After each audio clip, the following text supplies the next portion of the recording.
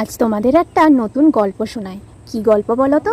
আমার এই গোলাপ গাছটায় একদম নিচ থেকে একটা ফুল ফুটেছে। হঠাৎ করে ফুলটা ফুটেছে, আর অবাক কাণ্ড কি জানো, ফুলটার কালার একেবারে অন্যরকম। গাছে অন্য কালারের ফুল হয়, আজকে হয়েছে পুরো পিঙ্ক কালারের, যেটা আমি একদমই ভাবতে পারিনি।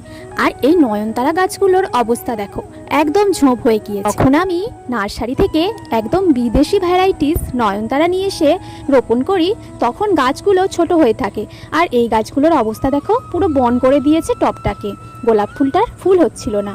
খুব তাড়াতাড়ি নয়নতারাগুলোকে অন্য টবে আমাকে সরিয়ে নিতে হবে। আর একটা মজার জিনিস দেখো, এই লবঙ্গলতিকা গাছটা হঠাৎই ঝোপ থেকে উঠে এসেছে।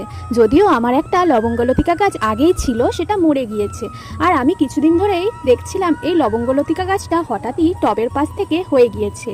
আর এই কাঠগোলাপ গাছটার কথা তো তোমরা বাদই দাও, জবে থেকে ফুল ফোটা শুরু করেছে, একটার পর একটা ফুল ফুটেই যাচ্ছে। আর আমার আগের ভিডিওগুলোতে যারা যারা কমেন্ট করেছিলে তাদেরকে অনেক অনেক ধন্যবাদ। তোমরা আমার এই ভিডিওতে কমেন্ট করে জানাও তোমরা আমার এই ভিডিওটা কোথা থেকে দেখছো আর তোমাদের নাম। আমি অবশ্যই পরের ভিডিওতে তোমাদের নামগুলো নেব। আর বারবার করে নতুন নতুন কুড়ি আসছে। আচ্ছা, তোমরা আমাকে কমেন্ট করে জানাও তো এই ফুলটার নাম কি? তোমরা কি কেউ এই ফুলটাকে চেনো?